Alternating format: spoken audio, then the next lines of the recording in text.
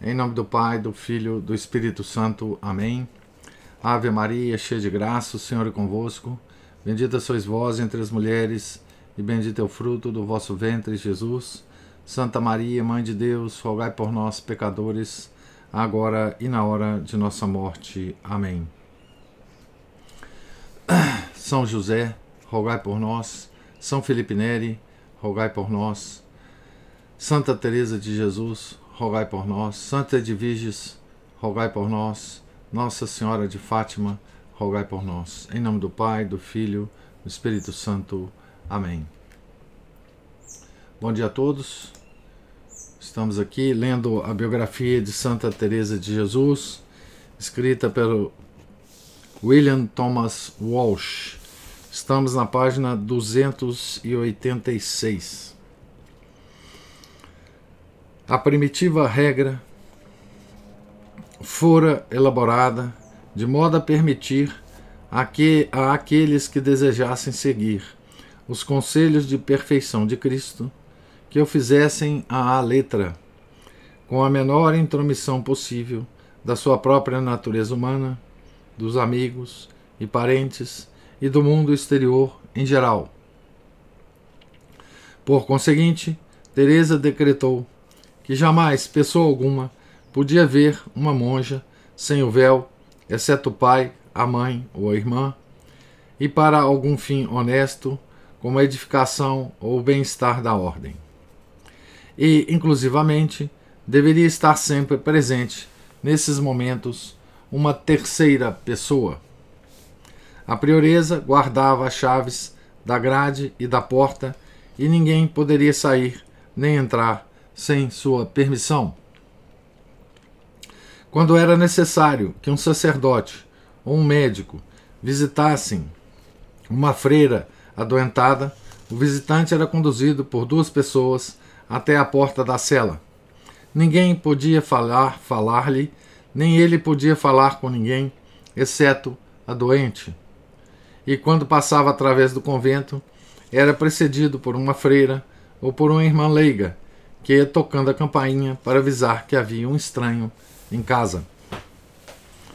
As noviças tinham por obrigação conformar-se com as mesmas regras estritas estabelecidas para as irmãs professas no que respeitava a visitas ou outros assuntos deste gênero, atendendo a que, se não podiam suportar as autoridades de tal vida, deveriam averiguá-lo com a devida antecedência e abandonar o convento antes de fazerem os votos.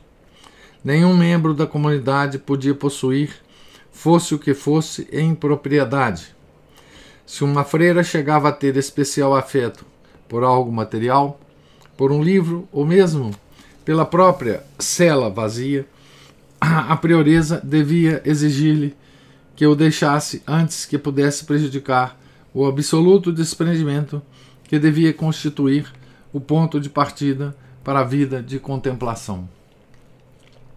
Por último, não se devia prestar a menor atenção às coisas do mundo exterior, salvo com o consentimento da prioresa, para auxiliar ou consolar os que se encontrassem na miséria ou na desgraça. Com os olhos postos nessa concepção da existência, escolheu as primeiras monjas. Então aqui o autor, nos fala sobre essa regra primitiva, a regra adotada por Santa Teresa para as suas fundações, dá um panorama dessa regra, que ela vai implantar nos seus conventos, que ela vai fundar, e obviamente ela é restrita, muito mais restrita, do que a regra das carmelitas na época, Com os olhos postos nesta concepção da existência, escolheu as primeiras monjas entre as mulheres mais heróicas que conhecia, tendo em atenção mais a qualidade que a quantidade. Não tencionava reunir mais de 13 ou 14 numa só casa. Mais tarde, juntou-lhe 3 irmãs rodeiras para desempenhar as tarefas pesadas que poderiam distrair as monjas da contemplação. Estava inteiramente resolvida a não aceitar membros de outras ordens, nem mesmo carmelitas calçadas. Recusou-se a tomar em consideração a riqueza e a posição social. A pobreza e a humildade de nascimento não poderiam constituir obstáculos, desde que a candidata possuísse as condições requeridas. A saúde e a boa disposição eram requisitos essenciais. Nada queria com mulheres melancólicas, por mais virtuosas que aos outros pudessem parecer. A melancolia afigurava-se-lhe uma doença espiritual ou moral, por meio da qual o demônio poderia encontrar fácil acesso a uma alma e assim envenenar a atmosfera de todo o convento. Tinha em tão grande conta a inteligência que a preferia inclusivamente à piedade. O testemunho do padre Ribeira é concludente. Abre aspas por padre Ribeira. Teresa era singularmente apreciadora das pessoas inteligentes. Depois de se preocupar por que tivessem verdadeira vocação, o que mais lhe interessava, na maioria daquelas que recebia como noviças, mesmo que se tratasse simplesmente de irmãs leigas, era que tivesse boa cabeça. Aqueles que conheciam a sua santidade e o seu amor à oração tinham o cuidado de exaltar o fervor e a devoção das candidatas que lhe apresentavam, pensando que isso a levaria a aceitá-las. Teresa, porém, parecia preocupar-se apenas em saber se elas eram ou não sensatas e inteligentes.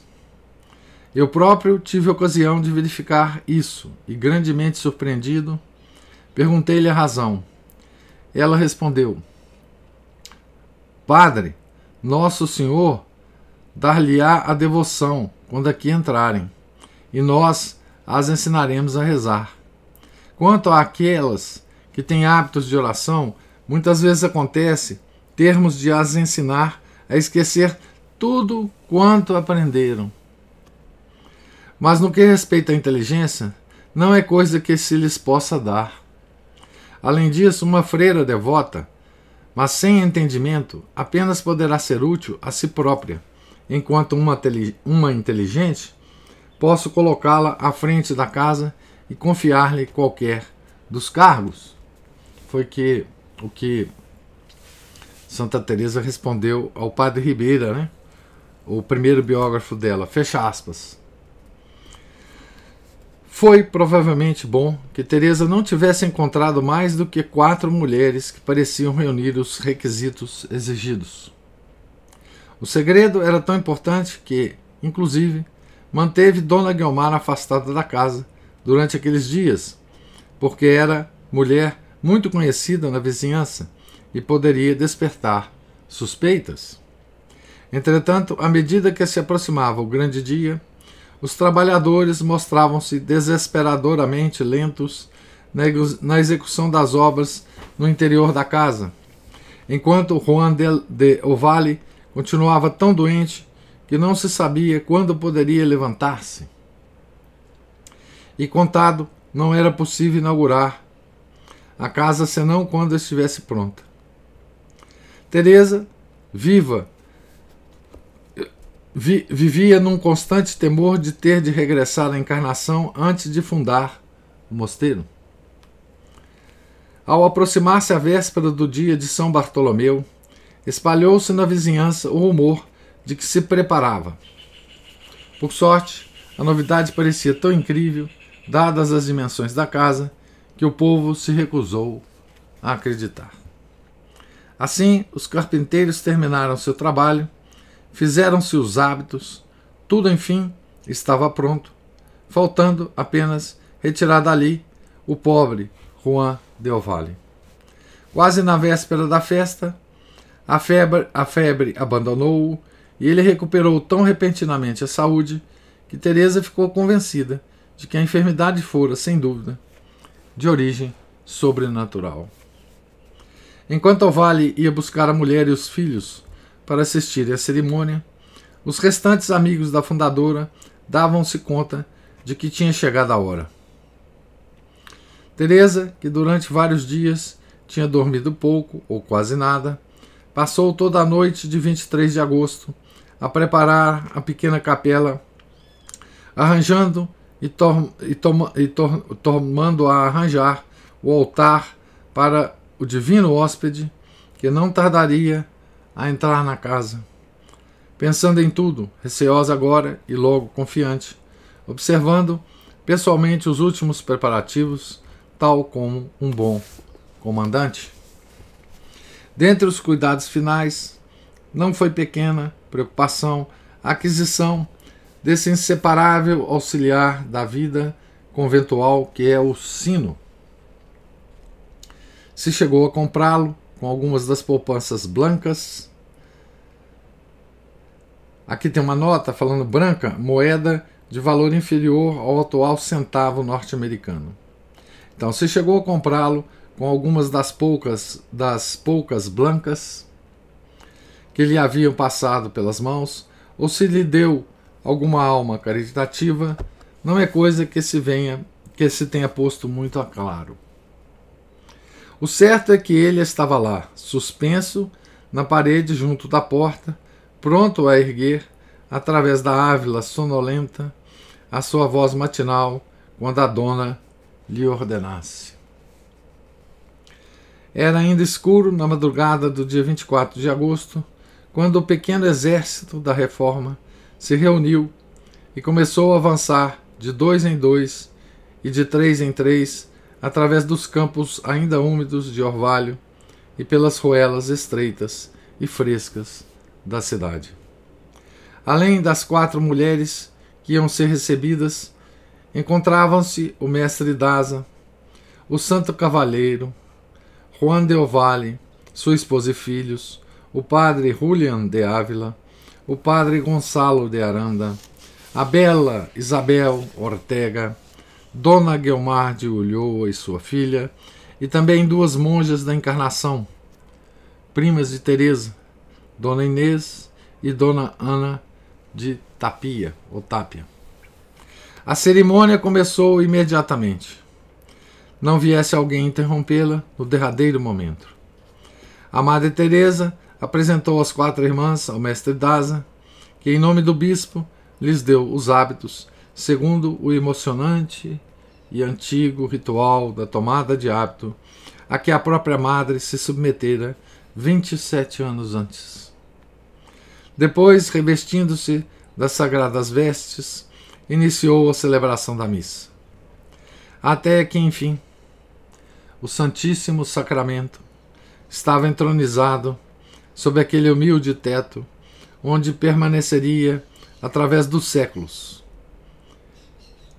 E a primitiva ordem das Carmelitas Descalças, renovada e perpetuada, enquanto as 4 noviças revestiam os hábitos e tomavam os seus nomes religiosos. Antônia de Henao recebeu o de Antônia do Espírito Santo. Maria da Paz, o de Maria da Cruz. Úrsula de Revilla, o de Úrsula dos Santos. E Maria de Ávila, o de Maria de São José. Às 7 da manhã, tudo estava consumado e os convidados retiraram-se. A Madre Teresa e as suas 4 irmãs ficaram por fim a sós, na abençoada quietude, porque tanto tinham suspirado.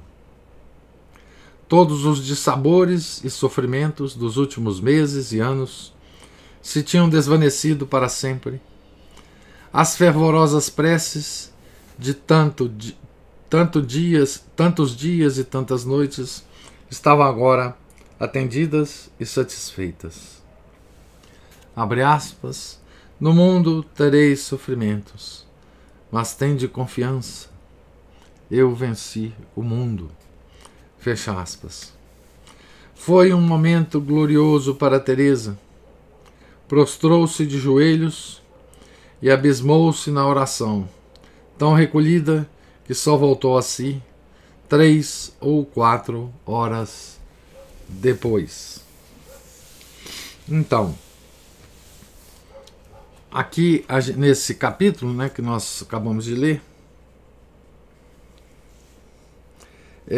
cobre a volta dela de Toledo, né, até a fundação então do primeiro mosteiro nessa casinha simples de Ávila, né, coberta de segredos, coberta de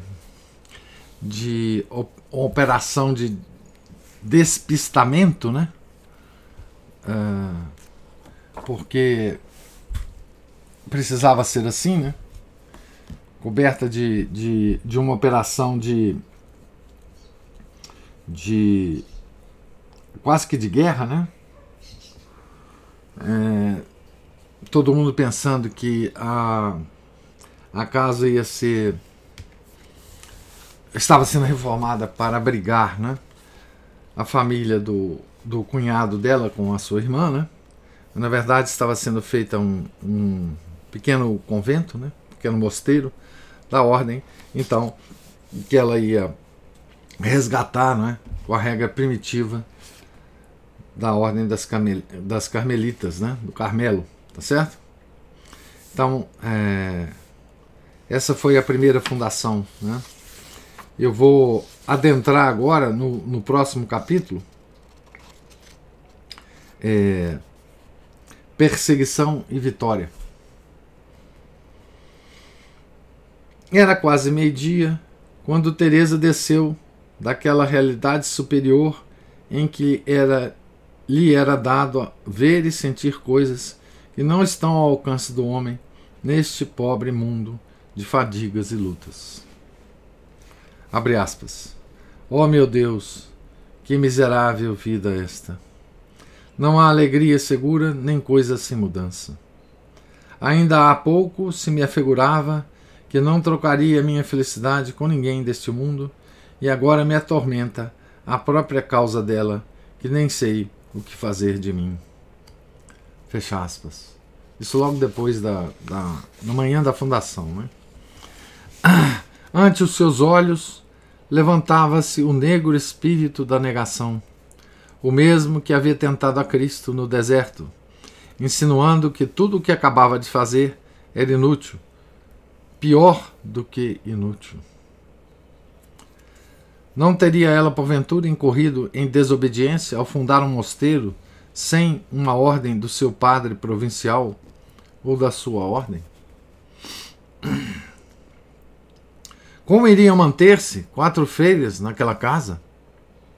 Não acabariam por sentir-se descontentes da austeridade que ela lhes tinha imposto? Quem lhe metera na cabeça semelhante loucura, a ela que pertencia a um mosteiro perfeitamente organizado? Era uma mulher débil e doente e decidira-se a abandonar uma comunidade em que tinha tantas amigas, uma comunidade numerosa e encantadora, para viver metida naquela casa acanhada, entregue à prática de terríveis mortificações. E aquelas 4 freiras talvez se desgostasse delas ao fim de viverem em comum durante algum tempo. Talvez o empreendimento fosse superior às suas forças e dentro em breve se achasse na necessidade de o abandonar. Talvez chegasse mesmo a ser vítima do desespero, a perder a paz e a tranquilidade de espírito, ou a fortaleza de oração. Então tudo isso, né, estava passando pela cabeça de Santa Teresa, né, por estímulo do demônio, né? Todas as visões e todos os conselhos que de Cristo tinha recebido começaram a afastar-se-lhe do pensamento. Aqui vamos ver o que Santa Teresa fala, né? Abre aspas. Tudo o que o Senhor me ordenara, os muitos pareceres e opiniões que havia mais de 2 anos, quase, não cessavam. abandonaram a minha memória tão completamente como se nunca os tivesse recebido. Tudo o que recordava era a minha própria opinião. As virtudes e a fé estavam nesse momento como que suspensas, deixando-me sem forças para praticá-las ou defender-me de tantos golpes. Fecha aspas. Teresa descreve melhor o que sentiu do que o verdadeiro estado das coisas, pois logo a seguir conta como se dirigiu ao Santíssimo para se prostrar de joelhos, repassada de uma angústia, abre aspas, como a de alguém que está nas ânsias da morte, fecha aspas. Foi uma das mais severas provações que jamais lhe foi dado suportar, abre aspas para Santa Teresa. O Senhor, porém, não deixou a sua pobre serva padecer muito, porque nunca nas tribulações me faltou com o seu socorro, e assim me amparou também desta vez. Deu-me um pouco de luz para entender a verdade e ver que era o demônio que me queria aterrar com as suas mentiras. Comecei a relembrar as minhas grandes determinações de servir ao Senhor e os meus desejos de padecer por Ele. E pensei que, para os cumprir, não havia de andar à busca de descanso. Se surgissem trabalhos, seriam fonte de merecimentos, e se me viessem tristezas, desde que as aceitasse por amor de Deus, servir-me-iam de purgatório. Que havia a temer? Já que eu desejava sofrimentos, bons eram estes, pois na maior contradição está o maior lucro. E por que razão me havia de faltar ânimo para servir àquele a quem tanto devia? Com essas e outras considerações, dominando-me, prometi diante do Santíssimo Sacramento esforçar-me quanto pudesse para obter licença para ficar definitivamente nesta casa e prometer clausura, desde que, em boa consciência, me fosse possível fazê-lo. Mal fiz isso, no mesmo instante fugiu o demônio, deixando-me tranquila e contente, como desde então tenho estado. Então veja, isso tudo aconteceu na manhã da fundação do convento, tá certo? Toda esse ataque do demônio, né, aconteceu exatamente na manhã, logo depois dela se recolher diante do Santíssimo. Estava de novo tranquila, mas exausta, abre aspas, pois em toda a noite, como nas noites anteriores, não conseguira libertar-me de trabalhos e cuidados, e os dias tinham sido extenuantes, fecha aspas. Invadiu-a um profundo torpor e retirou-se para sua cela a fim de dormir um pouco.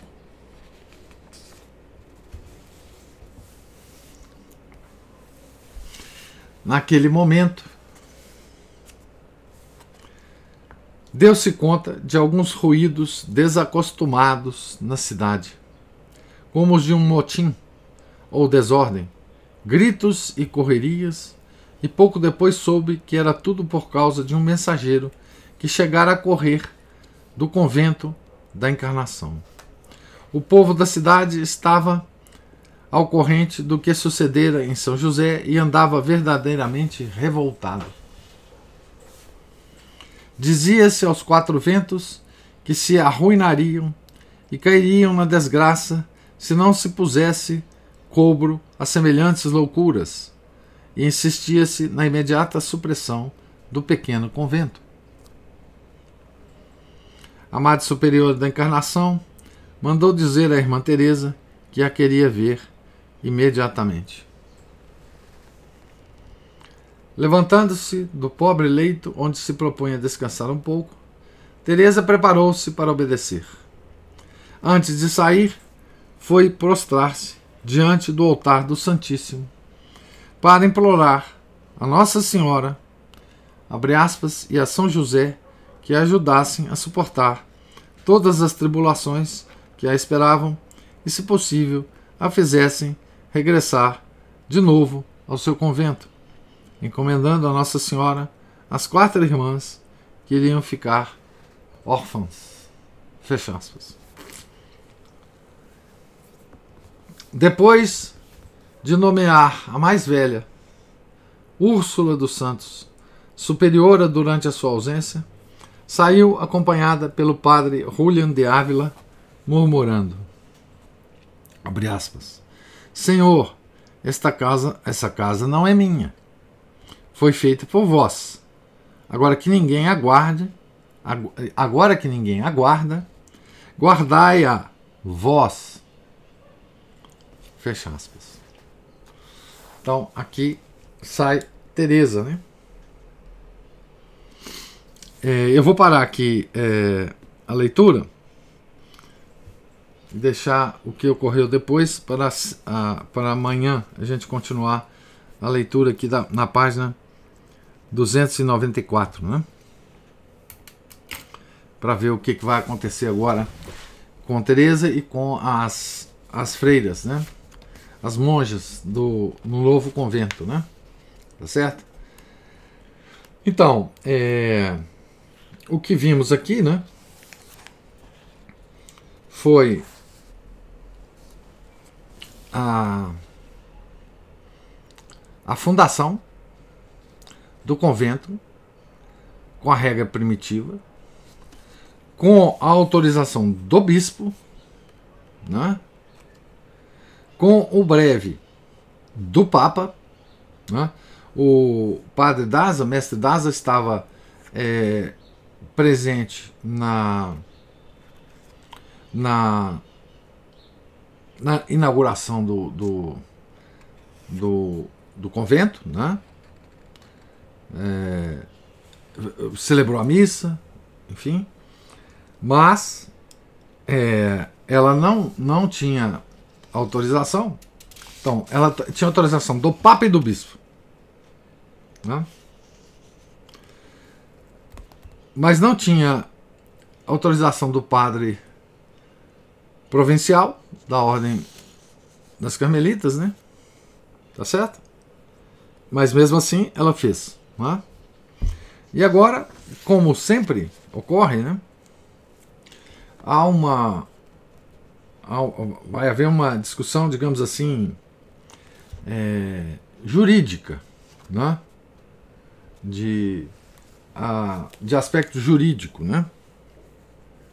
Nós vamos ver depois.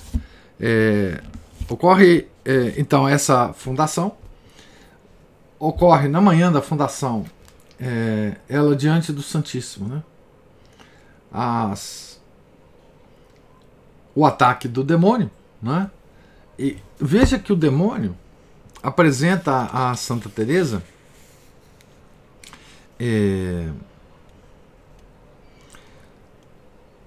coisas muito razoáveis e pertinentes à situação, né? Tá certo? Ele diz da não aprovação do provincial, ele diz das 4 freirinhas que estavam agora sob a responsabilidade de Santa Teresa, diz das dificuldades de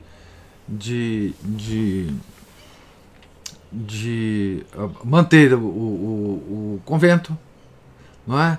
Diz da fragilidade da saúde da própria Santa Teresa, não é? Diz da dúvida, e claro que era uma dúvida, se as freiras iam suportar as terríveis mortificações, se ela própria, Teresa, Madre Teresa de Arrumada, ia suportar as modificações da nova regra, não é? Tá certo? Enfim, essas eram todas preocupações legítimas que o demônio apresenta, todas juntas, né? A Santa Teresa naquele momento, né? Então, o demônio, ele nunca apresenta pra gente coisas irreais, né?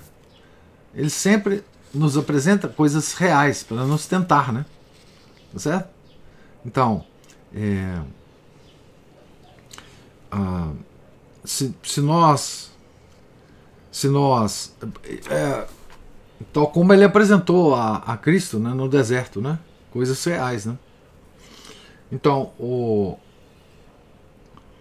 o demônio, aqui nesse diálogo, digamos assim, entre aspas, com Santa Teresa, a gente pode perceber, né, a extraordinária inteligência e sutileza do demônio, né?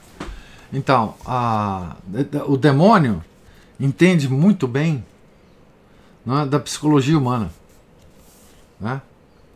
Muito bem, né? E ele age a partir desse entendimento, né, em nós, né?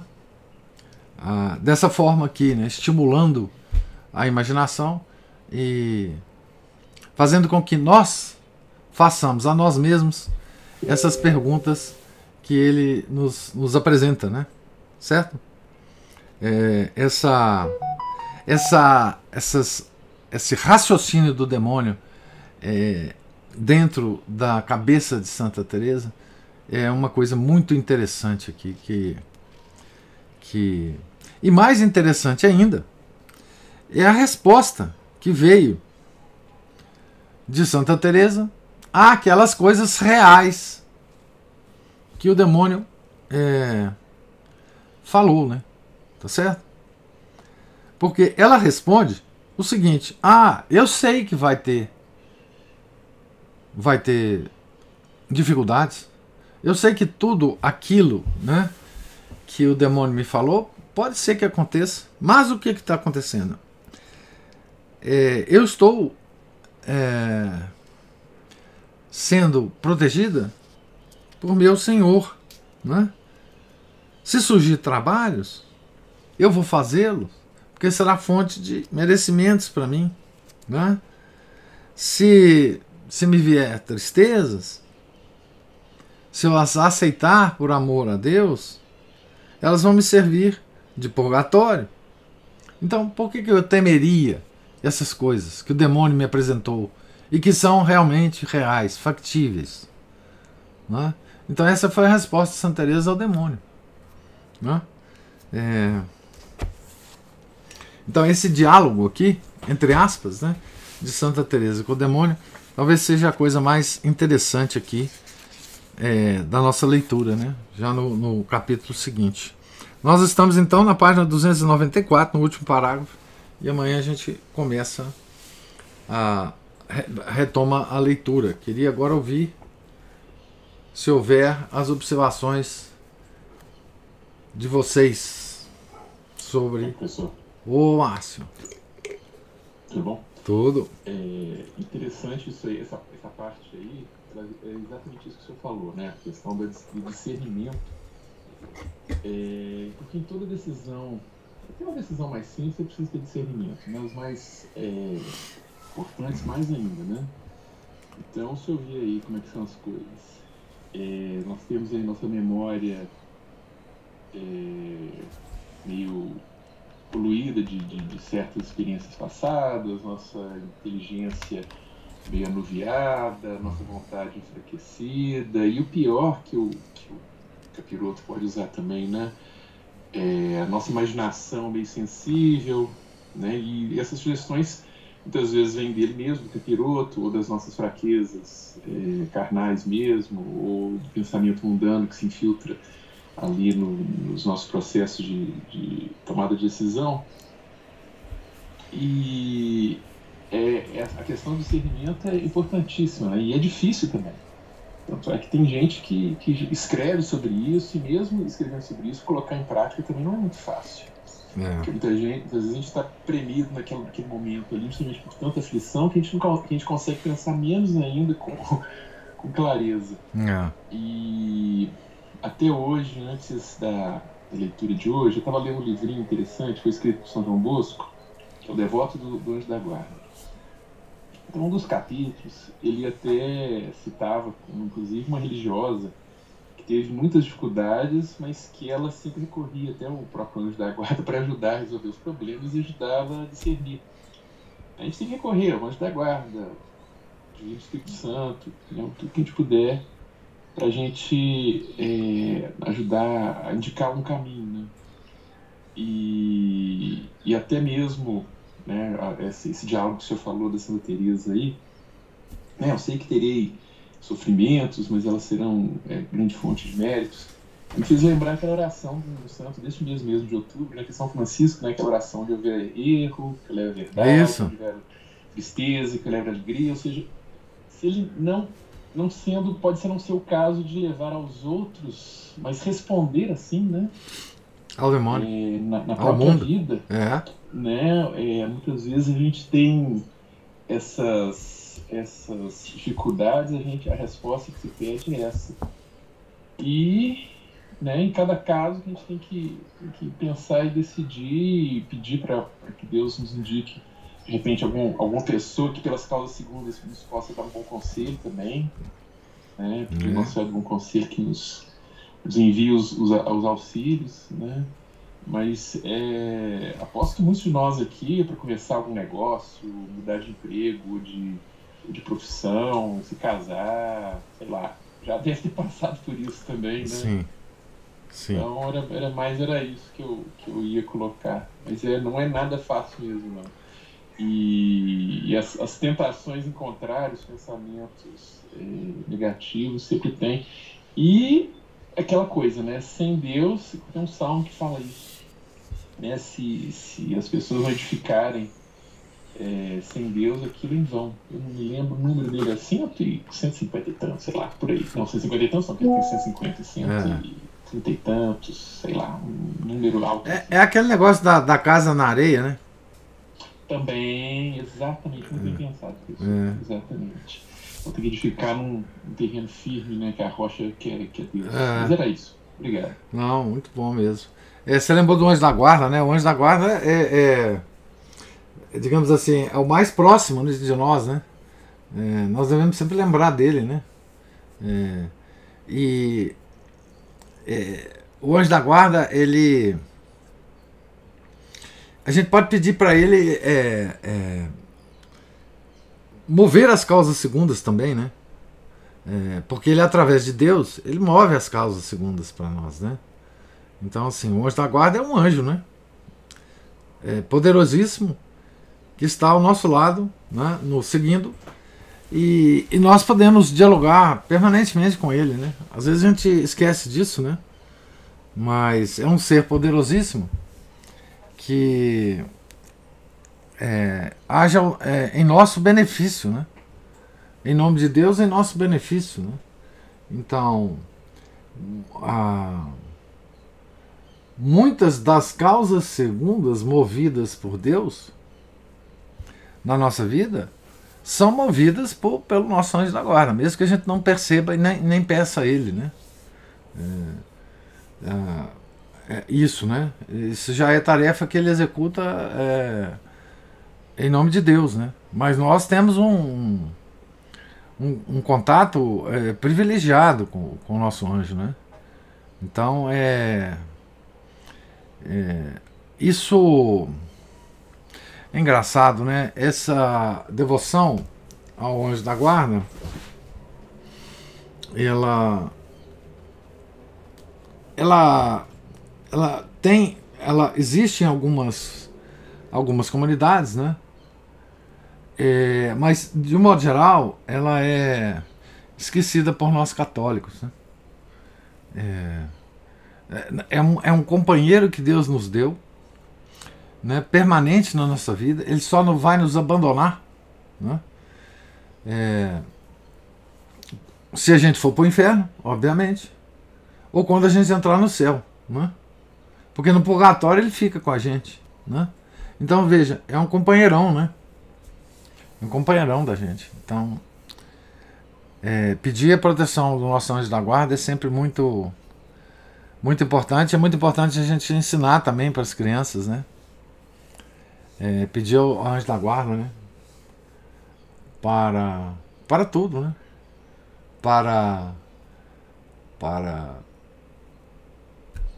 Eu estou lembrando aqui várias situações, né, que a gente pode pedir um anjo, né? Quando a gente vai, por exemplo, passar por uma cirurgia, pedir o nosso anjo, que através do anjo do médico, né, o inspire na hora de realizar a cirurgia na gente, né?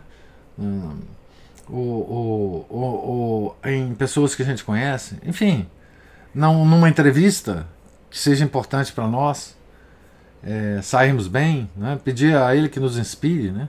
Numa palestra, numa aula, tudo isso a gente pode pedir ao anjo da guarda para nos inspirar, né? Foi uma bela lembrança a sua, né? Desse nosso auxiliar, né? Maravilhoso que Deus nos deu, né? Mas esse diálogo, entre aspas, né? Porque não foi um diálogo, de Santa Teresa com o demônio, é um diálogo, digamos assim, típico e arquetípico, né? De como que se deve dialogar, né? com o demônio, né? O Felipe está digitando aqui. Alguém tem alguma outra observação aí para se fazer no microfone enquanto o Felipe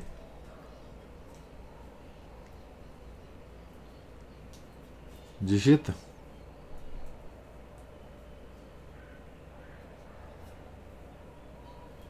Vamos esperar que o... Professor.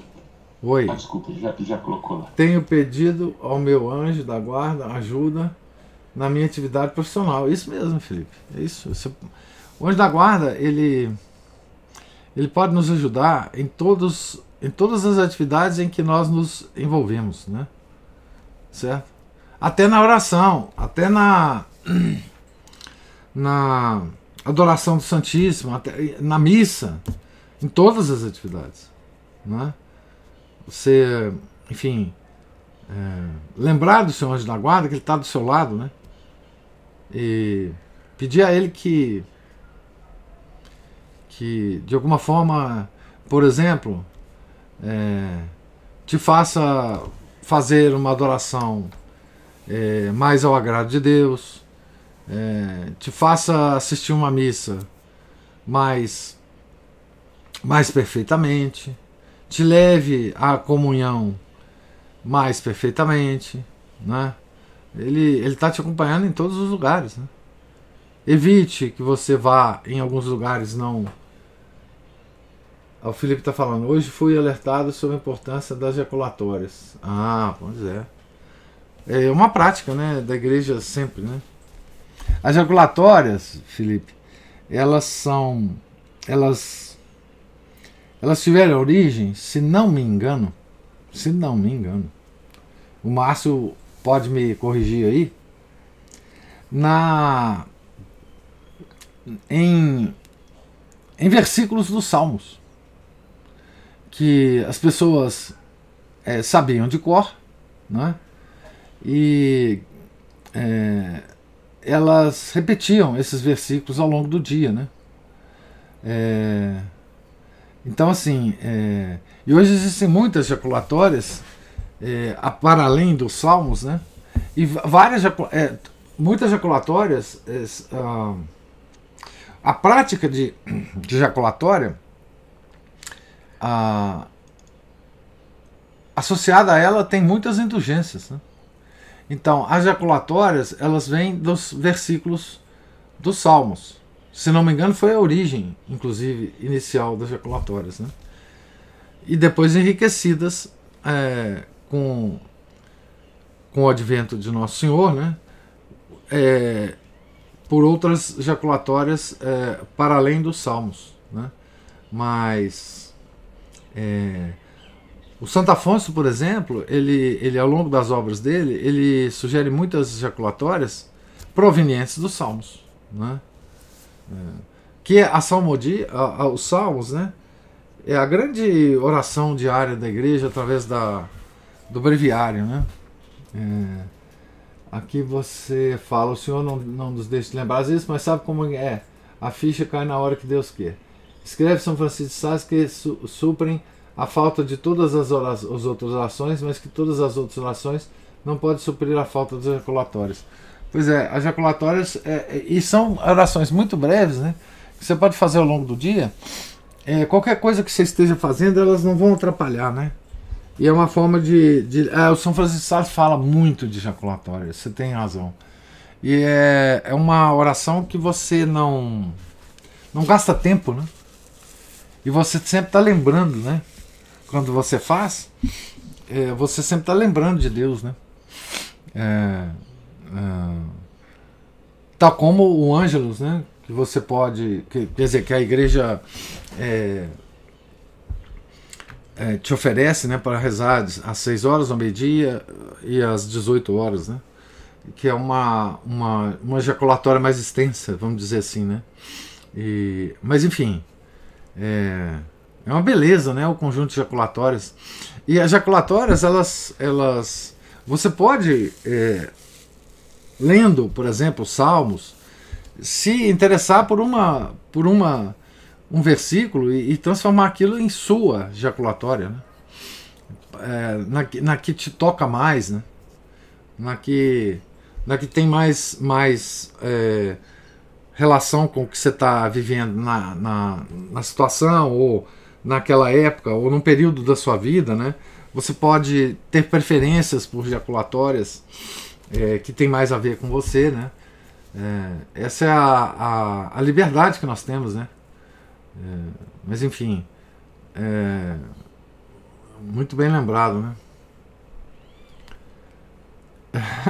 Isso também é uma boa. Tem o Márcio certamente lembrará. Tem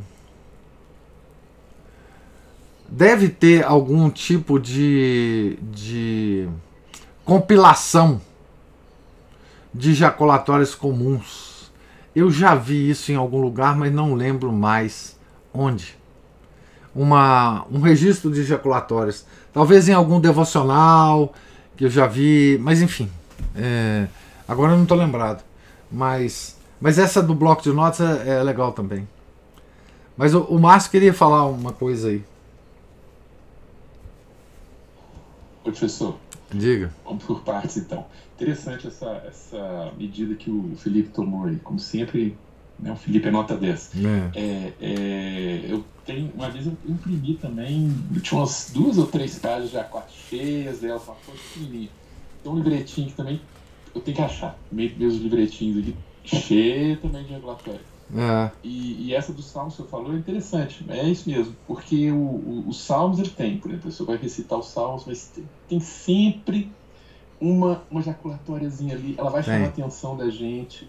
O caminho da meditação foi exatamente isso, o pessoal recitava os Salmos, se prendia naquilo ali, ruminava brevemente aquilo dava uma certa luz ali para o momento de oração dele, aí começava a meditação em si. Tem muitos trechos assim, tem muitos trechos, e outros também, e as pessoas não só rezavam aquilo naquele momento, mas terminado aquele sopro de graça ali que dava a oração, elas durante o dia se lembravam daquilo e ficavam ruminando, né, que é o que o pessoal falava, ruminando, igual a dona Ana Paula que fala que você gosta muito de ficar ruminando as coisas indefinidamente, assim, gosto que isso aqui me dá um monte de dá um monte de luzes sobre isso. Só que o que o São Francisco de Sales, fala isso na meditação, né? Que você tem que levar um buquê, né? Isso, ramalhete. Um ramalhete. Sentindo esse cheiro durante o dia, tirar dali um propósito, que é importante. Às vezes a gente acha ali muito bom, mas peraí, tem que tirar um propósito disso aqui. E usar aquilo na prática, né? E porque a gente não vai levar um livro de escritos para o céu, mas é o livro que vai estar registrado, onde vai estar registrado, vão estar registradas as obras da gente, né? E também alguns assim dos antigos, depois, como o senhor diz, né, passaram a pegar outros trechos, e até as orações dos desgraçados lá que faziam para Deus, né? O cego que pedia cura, lá o cego se não me engano, é o de Jericó lá, né? Jesus Cristo, filho de Davi, misericórdia de mim. Né? E ficavam os exicastas, né? Nós temos somistas de escadaria de igreja, mas os exicastas de escadaria de igreja não há, porque eles não ficam na escadaria de igreja, eles somem para algum lugar para terminar as orações deles. Né? Os apotegmas dos padres do deserto, por exemplo, é uma boa coisa para se meditar e para, né? Sim, bastante. Não só as palavras, mas como os atos deles, os conselhos deles. Outro dia, inclusive, eu tirei um PDF, eu não sei, eu acho que ele não está completo, não. e imprimir para poder, de vez em quando, dar uma lidinha. São excelentes. Até a forma como eles são redigidos são muito boas, muito diretas. Parece que foi publicado aí, né? Recentemente traduzido por uma editora aí qualquer. Os Padres do Deserto. O Daniel, que aliás anda sumido, pelo menos sumido das minhas vistas, que eu não tenho visto ultimamente, ele me deu essa dica. São 2 volumes, mas assim, eu não sei se são todos. Me parece que eles foram editados pela... Eu até comprei. Eles são de uma editora de umas monjas beneditinas ali da Zona da Mata. E aí tem vários deles. Mas como tem assim os números e dá um salto, vamos supor, Poemen 9, depois fala lá na frente desse Poemen 15, depois vai, deu um pulo aqui, onde é que estão os outros? São muitos deles, né? Os originais estão em outros idiomas, mas são bastante interessantes para a gente ler, meditar. Não é o tipo de leitura que a gente faria aqui, porque não é uma coisa para poder ler de forma corrida, mas para e rumina e pensa e cogita e leva em consideração e bom, que ali você pode encerrar aqui e passar o resto do dia pensando naquilo. Né? E alguns dos padres do deserto, alguns eremitas pediam aos padres mais evoluídos, né, para dar uma palavra espiritual, e ele falava: medita sobre isso aqui e volta quando você tiver terminado. Aí um deles, por exemplo, sumiu, passou 1 mês, 2 meses, nada, 3 meses, nada, 5 meses, nada, 6 meses, nada. Ele foi lá, o padre mesmo foi lá visitar esse eremita e disse assim: pensei que você tivesse desistido, sumido, o que houve? Não, padre, ainda estou extraindo até hoje das suas palavras termos para meditação e lições aqui. Na hora que eu terminar, eu volto a pedir outra. Quer dizer, os mistérios são um recurso infindável assim, de meditação, né? E de proveito, que a gente tem que... vai tirando aos poucos, né? Os mistérios esclarecem muito mais do que qualquer outra coisa, né? Sim. Ontem mesmo eu estava lendo sobre o Santo Antão, porque uma conhecida nossa, Adriana, né, falou assim: eu gosto muito de Santo Antão. Aí fui pegar uns ícones na internet, mandei para ela, e tinha uma oração de Santo Antão muito interessante também, que eu vou modificar ali para adequar as necessidades. E ele falava que o pessoal chegava e falava: mas você não tem nenhum livro aqui? Eu falei assim: não, o livro que eu gosto é o livro da natureza, é o livro que Deus escreve através das causas segundas, né? E ele meditava muito isso. Mas é isso, sem contar as coisas que ele sabia de cor, de já ter meditado antes. Todo mundo naquela época sabia coisa de cor. Só hoje que a gente não sabe. Você memória de um Alzheimer. Tem inclusive uma metodologia para se memorizar os salmos, né? A igreja desenvolveu uma metodologia para você memorizar os 150 salmos. Se eu puder disponibilizar depois dia isso para nós. Uma hora eu vou pedir o Sidney Silveira para falar sobre isso. O Sidney uma vez cogitou começar um curso sobre essa metodologia desenvolvida pela igreja ao longo dos séculos, de como você decora salmos, né? Obviamente em latim, né? na forma canônica dos salmos, né? Que é a Vulgata, mas eu queria muito também saber. Um dia eu vou conversar, vou pedir a ele para fazer uma palestra para nós aqui quando ele vier cá. Ótimo. Obrigado, professor. Obrigado você. Mais alguma observação aí? Cristina deve estar no Rio. Oi, Ana Paula. Oi, professor. Sobre as ejaculatórias, aquela coleção que o senhor nos sugeriu, Ano Cristal, ela mesmo propõe ejaculatórias para cada dia. Para cada dia. De acordo com as leituras do dia, né? Com as reflexões que... Sim, ela propõe uma ejaculatória por dia, né? Uma dúzia assim, por dia, para cada... de acordo com a leitura do dia, né? Eu tô lembrado aqui, sim, é verdade. Pois é, isso é uma prática cristã, né? A Cristina está falando que está na estrada vindo para cá. Não, então tá, Cristina, boa viagem, viu, minha filha? Chegue bem aqui. Mais alguma observação? Então,